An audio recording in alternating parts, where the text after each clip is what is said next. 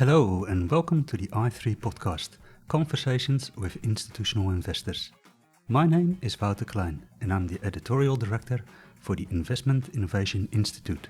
For more information about our educational forums for institutional investors, please visit our website at www.i3-invest.com.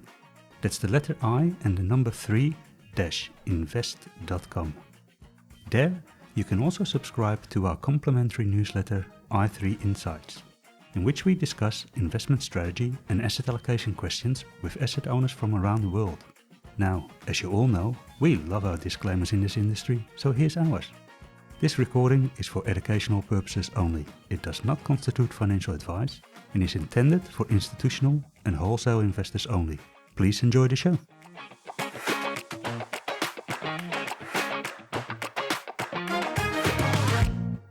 In this episode, I'm speaking with Dr. Alan Dupont, who is the founder and CEO of Cognoscenti Group. Alan is a highly respected geopolitical strategist and has advised a wide range of governmental and commercial organizations, including the Northern Territory Government, Asia Society, the Australian Strategic Policy Institute, and Outcomes Australia. He has advised several Australian Ministers of Defence and Foreign Affairs, and in 2013 established and led the Abbott government's Defence White Paper team. Alan started his career in government, including as an army officer, intelligence analyst and diplomat. In this episode we take a look at the geopolitical turmoil around the world and its impact on economies and investment markets.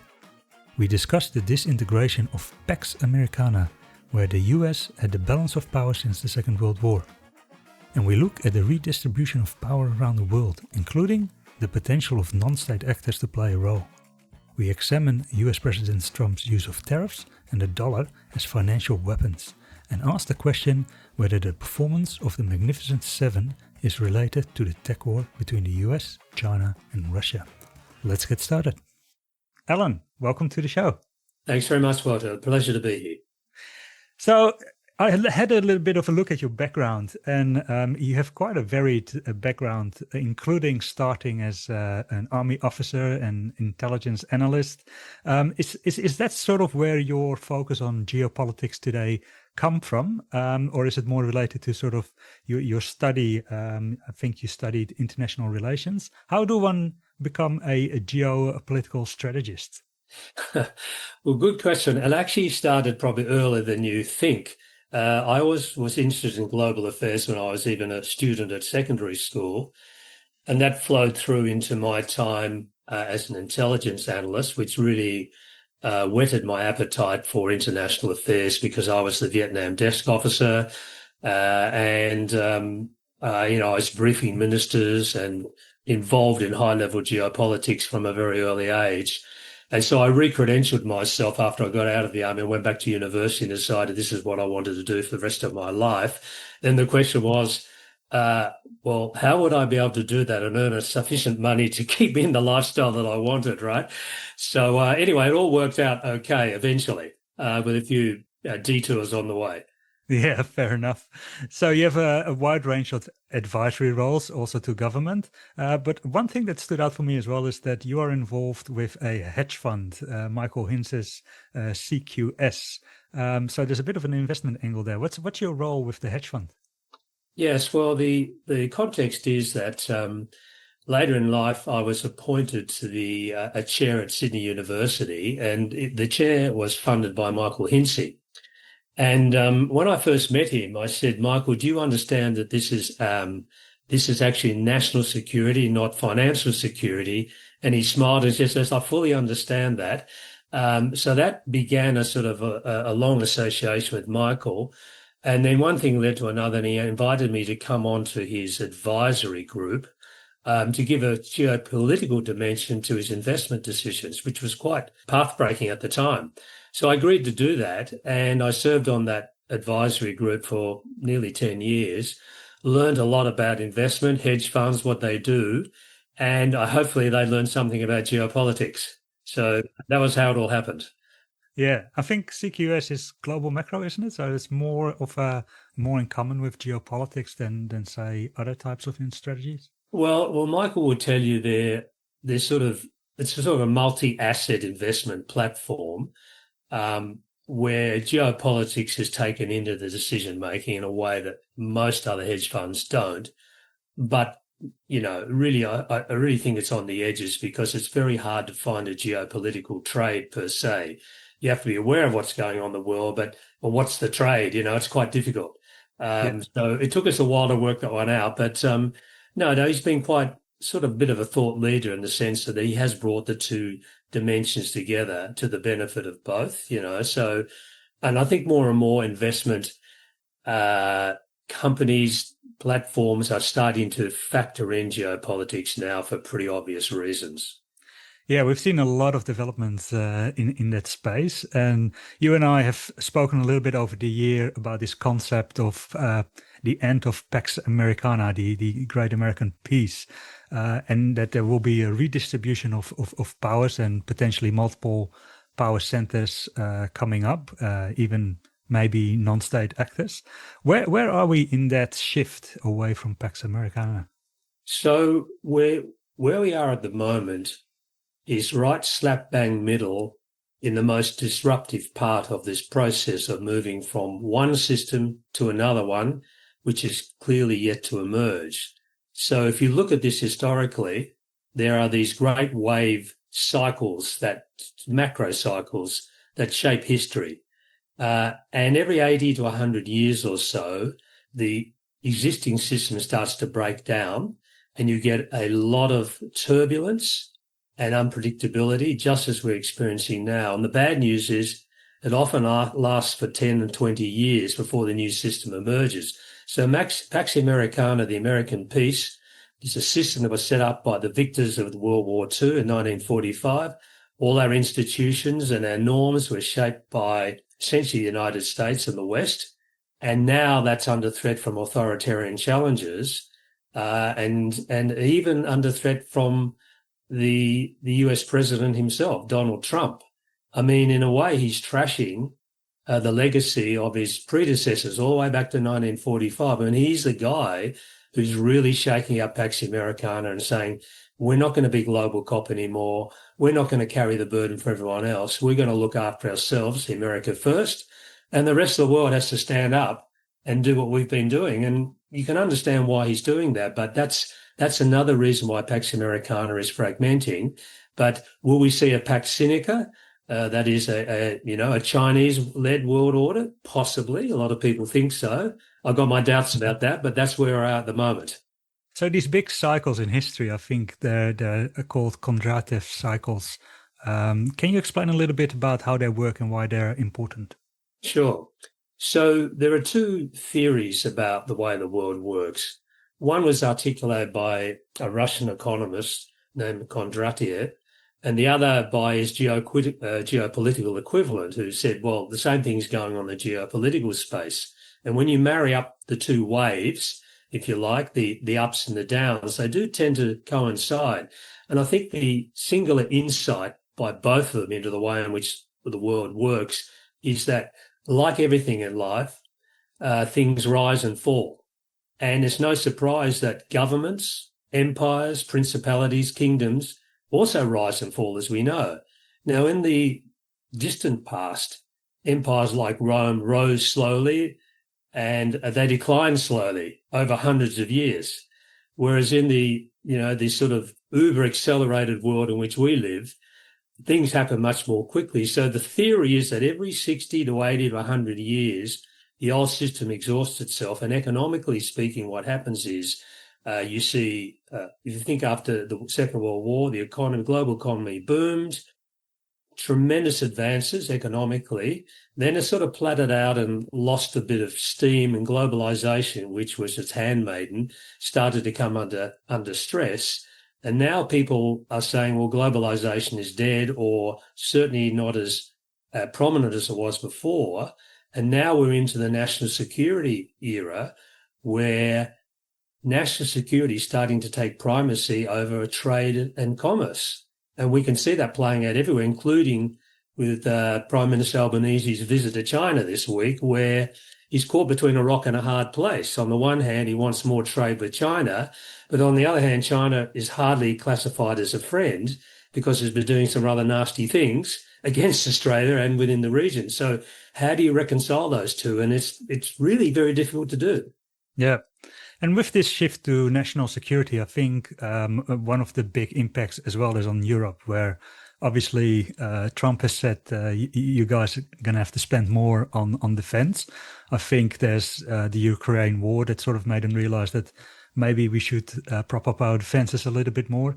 What do you think that is going to mean for the European industry there? Will we see sort of a renaissance of the military complex there or the industry? Is that going to drive growth, or how do you look at that? Yes, look, it's hard to really fully understand how fundamentally Europe's security environment has changed over the last few years, primarily because of Putin's invasion of Ukraine. But it's been a wake-up call for Europe about the fact that they've been clearly freeloading off the United States for 75 years, and that has to come to an end. And slowly, grudgingly, they've come to that conclusion. And now all of a sudden, with a bang, they've finally woken up and the light bulb has gone off. And they realise that they've hollowed out their whole defence industry sector to the point where they can't even make as much ammunition as North Korea. Okay, this is a bit of a problem. Yeah. So that's been a big wake-up call. So I think this is a fundamental shift that the defence industry is going to become, it was already becoming a priority for most of Europe, not all of Europe. The Spanish, for example, have said, hey, we're just not going there because our social welfare state's too important. But to me, that's a false premise. It's not an either-or proposition between the caring economy, the welfare state and defence. You have to do both. It's a question of the balance between them. And Europe didn't have the balance right, and now it's shifting to rebalance. And that means defence industries, anything to do with defence, broadly defined, is going to get a massive stimulus. And we've already seen that, particularly in Germany. I mean, it's just amazing how much the Germans are now putting into the defence sector. Very late in the day, but it is definitely a trend that's going to consolidate and accelerate, I think, over the next 5 to 10 years. And I read this morning that Trump has said to Zelensky when he was on the phone with him that where he basically asked the question, if we provide you the weapons, would you strike Moscow or St. Petersburg? And it made me think, could this conflict grow into a broader conflict, potentially a new world war? Look, a lot of people think that it could. I'm not one of them. I'll tell you why. Putin's calculation is that he could get away with the invasion of Ukraine because the West would never stand up to him because he had nuclear weapons. So he rattled the nuclear weapons cage for the last 4 years. But the reality is, if Putin was foolish enough to use nuclear weapons, it would be a suicide note for Russia because he's not the only one with nuclear weapons, right? Yeah. So that would actually destroy his dream of making Russia great again. What's the point of blowing everyone else up if you blow yourself up, right? Yeah. So I think there always been constraints on what Putin will do in Europe, and the fact that the Europeans and even the US were reluctant to take him on only encouraged him to keep pushing the envelope. But if the Europeans are standing up and Trump is starting to reverse his position now, suddenly the task of, making Russia great again becomes much more difficult and counterproductive for Putin's own rule. So my argument is, contrary to the view that we should concede to Putin, the most effective way of stopping him from doing what he's doing in Ukraine and in beyond is to be stronger, to deter him and make him realise that he can't win. And I think Europe and the US combined are capable of doing that. It's not their economies, combined economies, are 10 times the size of Russia's. Russia's economy is only slightly bigger than Australia's. So right. It would be completely foolhardy for him to suddenly then go, right, now I'm going to invade Europe. So So that's why I don't think it will escalate. My concern is we'll go into this, sort of no man's land of nobody's winning but nobody's losing sufficiently to bring about a peaceful settlement, which is what everybody wants. Yeah, it has rings as well of the old Vietnam War to it, where it was a much longer drawn out conflict than people expected. Correct. Yeah, interesting. So what's the role of China in all of this? Because we have seen some support from China for Putin. There's also, of course, concerns around the Taiwan situation, whether that would escalate and how that would draw other parties into the conflict. What are your thoughts around that? So my view is that China is a greater problem for democracies than Putin, for the simple reason that China is the only near competitor to the United States. It's an emerging superpower, and it dwarfs the capacity of Russia in any field, economic, financial, militarily. And why I see China as a problem is that fundamentally its values and interests are completely opposed to those of Australia's and the US and most democracies. Now, that's not a reason for not trading with them or having a stable relationship with them, but there are clear constraints about how far democracies can go in having constructive relations with China if China continues to be as assertive and aggressive as it is globally. Trade coercion against Australia, what it's doing in the South China Sea. I mean, I could give you a whole list. But so it's not that I'm anti-China or anti-Xi Jinping, but I just think that the scope for a fertile relationship with China is limited by China's the nature of China's system and its actions. But now the second point is this: China plays on a global chessboard. And all these conflicts are connected. What's happening in Ukraine is clearly connected to the Indo-Pacific. China is supporting Russia. It's pretty clear. It's been careful not to go too far, but it's providing all sorts of material to Russia in the war against Ukraine. It's flooding Europe with cheap goods, subsidized goods. Okay. It manipulates the market. Critical minerals is a classic example. One of the reasons why our critical minerals miners are struggling with prices because China has artificially depressed them to keep them out of the market. So all those sorts of things are going on in the economic sphere. And then in the financial domain, China would like to see the US dollar dethroned and replaced preferably by the yuan, but it knows that won't be possible, but certainly by a BRICS currency or some other alternative that doesn't favour the United States. So is that in Australia's interest? I wouldn't have thought so. But anyway, that's a debatable one, I suppose. So my bottom line is that China wants to be number one. It wants to be the preeminent state in the system. It's entitled to have that aspiration. But the problem for the rest of us is, what does that mean for the rest of us? If China's going to be number one, well, then we're presumably going to be number 2, 3, 4, and 5, right? And is that, if you're happy about living in the China world, that's probably great, but I personally would not be. So how do these tensions interact with sort of the broader trend of deglobalisation? And I think you also more recently mentioned a term, geoeconomics. How does that all tie together? Yeah, okay. Well, the concern of a lot of people is that, okay, if there's not a game changer here, we're going to see a bifurcated world, okay?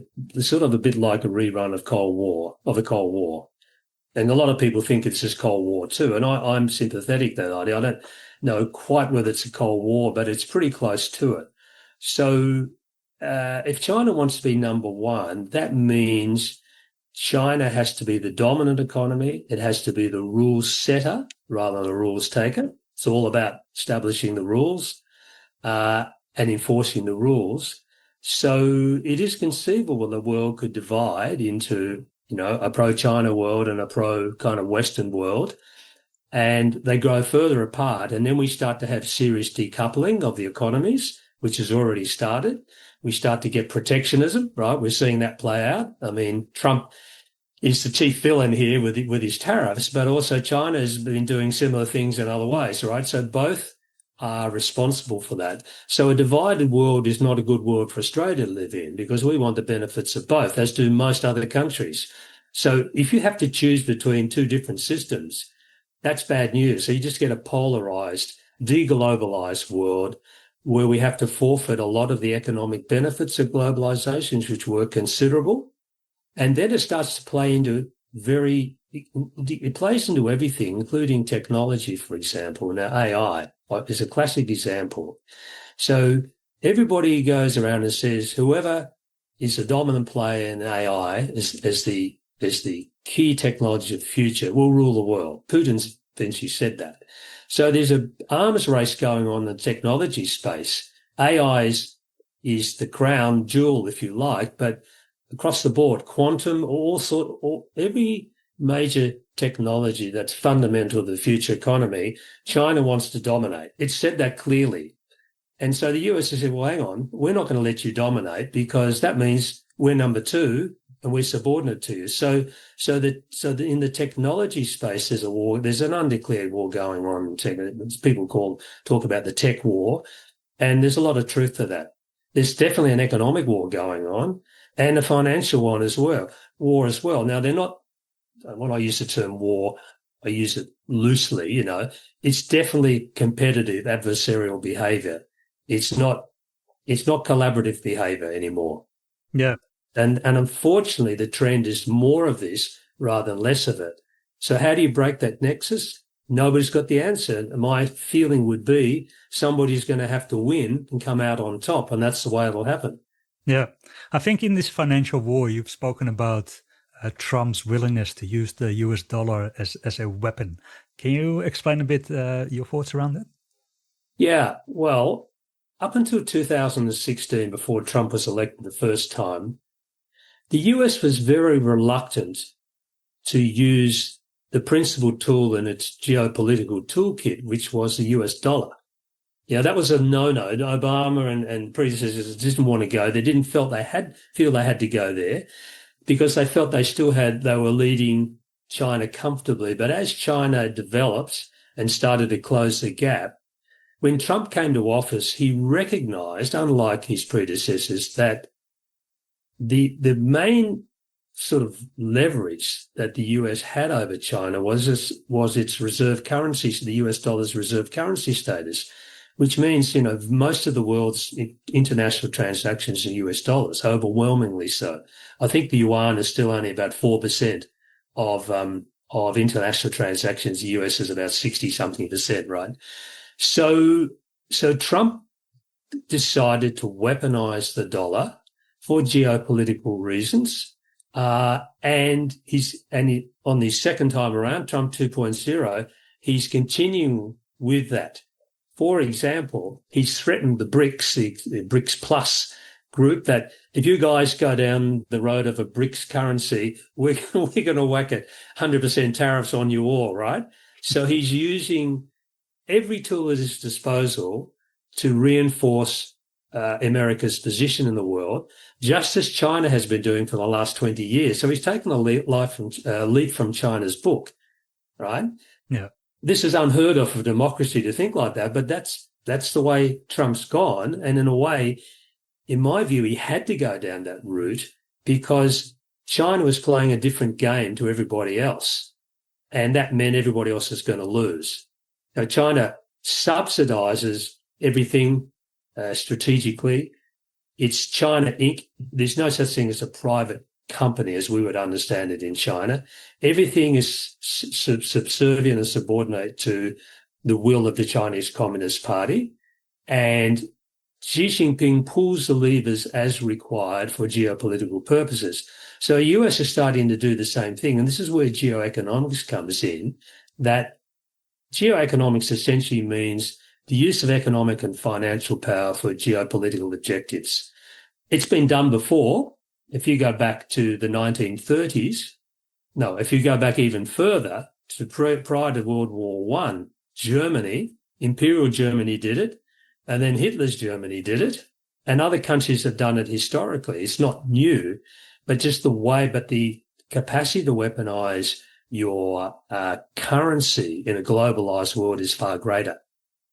Okay, we're going to see more of this in the future. I have no doubt of that. Yeah, it has turned out that especially the tariff weapon is proven to be quite powerful. I mean, Trump has threatened in many different ways to put different tariffs on. Then he, goes back a little bit. But then there's, I think, with most countries still a 10% tariff. China's higher. Was it sort of clear that this could be wielded to such a great extent? So I think that people misread Trump's views on tariffs. I actually wrote a piece saying this when he late last year. So a lot of people thought, one, that he wouldn't do it, that is, impose a new tariff regime, and secondly, that even if he did, it would be largely ineffective because they only saw this being wielded in a kind of narrow economic sense. What they didn't understand that he's using it for political and geopolitical reasons, right?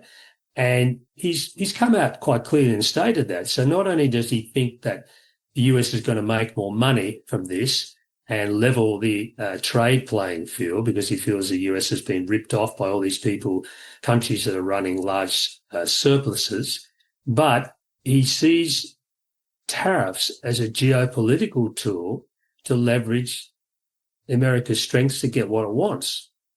And so he's using that as a big stick to beat people on the head. Now, everyone's throwing up their hands saying this is outrageous, which it is.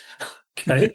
And then there was a period of time when they talked about Taco Trump, that he talked a lot but didn't deliver. Okay. But then after he struck Iran's nuclear facilities, no one's talking about that anymore. So the point is, Trump now, people realize that he will do it.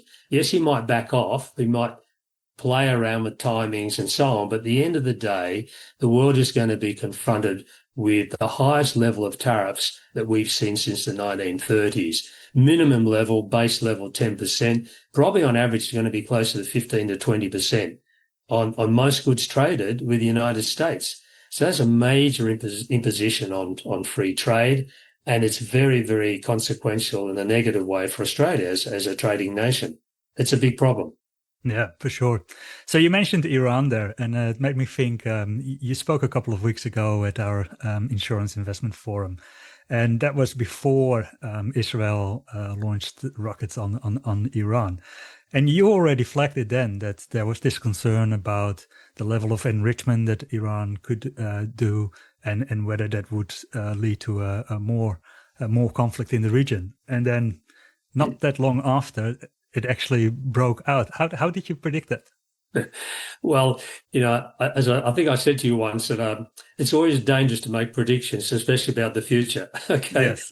So I usually don't make predictions, but what I do is draw people's attention to things that have a higher probability of happening than other things, right? So I think at the time, I think it was about 2 or 3 days before the strike, I could see that there was a brief window of opportunity for Israel and the United States to basically do severe damage to Iran's nuclear enrichment facilities.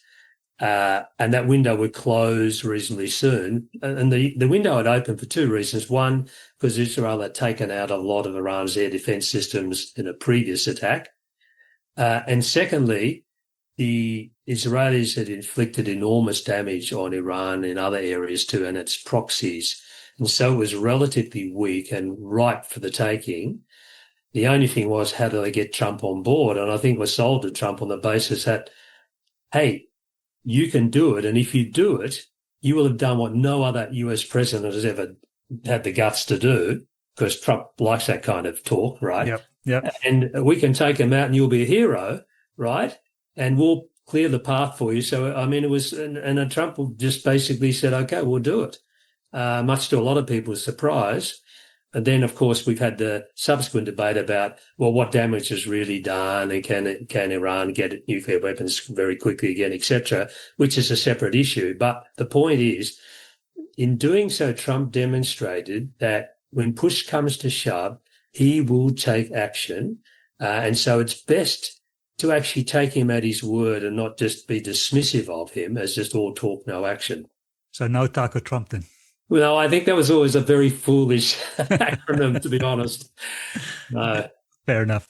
So I want to go back to an earlier comment you made about technology and the role of technology in geopolitical tensions, potentially a technology war. AI plays a big role in that. And I think you've mentioned earlier as well that there is this report or paper by the Australian Strategic Policy Institute that looks at key technologies. And it assesses 44 key technologies and basically concluded that China is ahead on 37 of them. And if you look at some of the main ones that China is ahead on, it includes like advanced aircraft engines, drones, advanced robotics, autonomous systems. They all seem to be technologies where one, AI is important in, but also that potentially have a dual use and a military angle to it. What should we read into this? I think what the US has read into it, and it should read into it, is the fact that not only has China closed the gap on a whole range of strategic technologies, but it's possibly ahead in several. And the gap may actually widen in the future because of the enormous resources China's putting into this. I mean, I think they have more engineers, software engineers, than the rest of the world put together. So they've got it's just the sheer magnitude of the effort they're putting into the stuff is closing the gap. And so the consequence of this is that if they should come to dominate all these fields and increase the gap, then they've won the race to be number one. I mean, you can't come back from that if they get too far ahead. Now, so the next thing I'd say is that was one report by ASPI. It's authoritative. It's well researched. I've had a look at it, but there are others who say, well, they're not ahead in all those areas, or they're not as far ahead, and it's a bit more of a line ball. My own view is that China has got its nose ahead in the majority of the key technologies that will determine the future world, but in the most important one, AI, they are not ahead, notwithstanding DeepSeek and all the hyperbole around some small little Chinese startup with a few $1 million somehow outperformed all the monolithic tech companies, big tech, that are spending billions of dollars on these frontier, sort of models. I don't think that has happened. But I understand that China has certainly got, impressive capabilities growing all the time. But I would say my own assessment is that the US is probably 3 to 4 years ahead across the AI macro system, and it has no intention of losing that edge. So watch this space. Yeah. So the US still ahead in AI. China is quite good in sort of electrical vehicles. Do you think that could cross over into, military applications where you combine electric vehicles, autonomous vehicles with drones and potentially longer battery lifespans where it becomes a problem? Obviously, they're all connected. I mean, there's a term that they use, the tech stack. Yeah. So what that means is if you really want to be a dominant player in any particular space or a silo or sector, it's no good just producing the best widget for this year, or the best bit of software for last year. You've got to actually dominate the whole sector and all its manifestations. So the tech stack, so like an EV, so it's not just the car, the drive system, it's sort of the robotics, the battery, the battery technology, et cetera, et cetera. You need to pull all that together and be leading edge in all that, right? If you really want to win. That's what China's done. And it's very impressive. You got to give them full marks for that. Whereas the rest of us are sort of, have a much more tactical short-term approach to these things. The Chinese take losses, subsidize, and for 20 years until they actually get to the point where they occupy the dominant position. That's the Chinese modus operandi, right? Now, it's only dawned on its competitors probably in the last 10 years. That's how they operate. So everyone's scrambling around to catch up. But we don't have the capacity, the monopoly capacity that the Chinese state does as an authoritarian state, that they can just decide, and Xi Jinping can sit down with his Politburo and go, we're going to do A, B, and C, and it just rolls out. Yeah. You can't do that in the West. So we have to come up with an effective counter that plays to our strengths. And my answer to that is, okay, just as China has leapfrogged a lot of technologies to become leading edge or close to it, we need to leapfrog the tech stacks that China has assumed will be in place for the next 10 or 20 years. For example, EVs and battery technology. What happens if EVs, the kind of EVs we've got today, aren't the EVs that everyone wants in 20 years? There's new forms of breakthrough technology that have transformed it. Batteries are different, they may not even need batteries and some other drive system. Critical minerals, that's another area where China has a dominant position, but we need to ramp up in terms of producing magnets, the neodymium, praseodymium magnets, which drive everything. Yep. Getting from wind turbines to cars and to the military side. So this is your point about dual technology. People talk about, in the defense area or in this area and that. Sorry, they're all connected these days, right? So if you look at defense spending, most of it goes on what I would call dual use infrastructure and technology. I'll give you a quick example. A ship lifts ships, okay? It lifts any kind of ship by weight, not because it's a Navy ship versus a merchant ship or a fishing vessel. So if the Navy wants to lift a Navy ship, why should it build a Navy-only ship lift at, $1 billion when it can use a civilian ship lift that already exists? So when China builds the world's biggest shipbuilding industry, produces 50% of the world's big ships, all that capacity is there for their Navy as well. And that's why they've got such a large and growing Navy. In the West, the US produces about 2% of the world's ships. It cannot build enough ships, hardly builds any ships, can't build enough submarines. It can only build just under one submarine a year, nuclear-powered submarine. The Chinese are cranking out 2 or 3 of these a year, right? So you can see how these dual-use capabilities energizes and strengthens your military capabilities. That's how the US won the Second World War, the West. It outproduced Germany. Yep. China is outproducing the West by orders of magnitude on just about everything. And so therefore we have to have an asymmetric strategy where we think, okay, we're not going to have a big, massive conveyor belt churning out ships or whatever it is. We're going to have 3D printers, okay? Lots of 3D printers, all decentralized, all producing bits and pieces for the big ship or the submarine. And that's starting to happen, but we need to ramp that up, scale it up. And it means you have to have some manufacturing capacity to do that. When you look at sort of these developments and these trends, and then you take into consideration what happens in the equity markets, and I particularly think of the US equity market, where we've seen in the last couple of years the rise of the Magnificent Seven on the back of AI. But there's clearly, a broader trend going on there where, technology becomes more and more important. Do you think that the technology war and the war for chips and AI, that has correlations with the rise of the Magnificent Seven, and going forward that technologies will be probably the drivers of equity markets? Or is that a stretch? No, there's some interesting points there. So the way I look at it is, look, the Magnificent Seven, are clearly, they're all American. So they're all, the US wants to see their dominant position maintained. But the problem is on the social side of the house, there are real concerns about monopoly control, about protection of privacy of our data, et cetera, et cetera. So it's not like the US is 100%. Even the Trump administration has some concerns about them becoming too powerful. So what is, again, the balance between having leading edge big companies with huge resources that are essentially American or Western, driving the tech revolution as distinct from China's?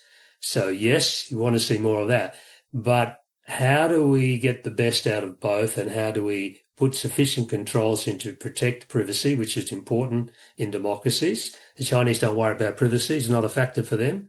Okay. So how do we get that balance right, but still win the technology race, or be competitive anyway in the technology race against a country that doesn't have to worry about a lot of the things that we worry about? So it has much more of a free hand. That's a real dilemma.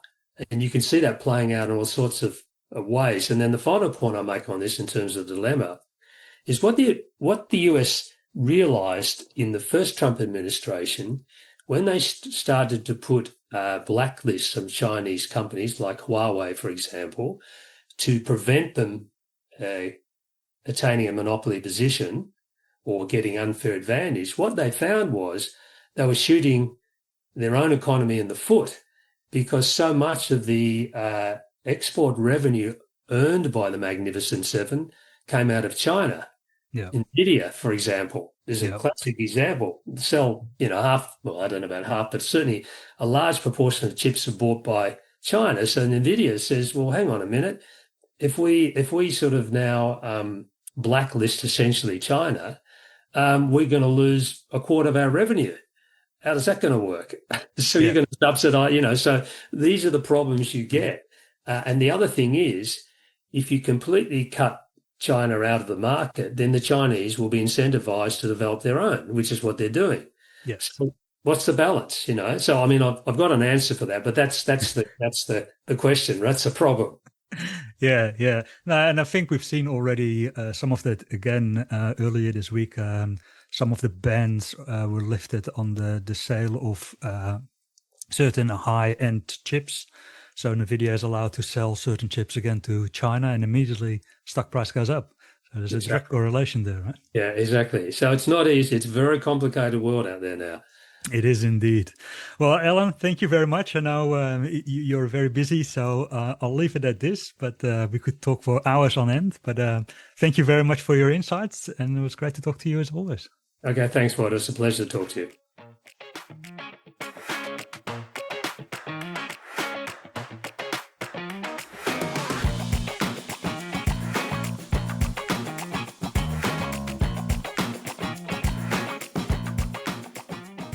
Thank you for listening to the i3 podcast. For more information, please visit our website at www.i3, that's the letter I, the number 3, -invest.com. And don't forget to like, subscribe and review. Thank you very much.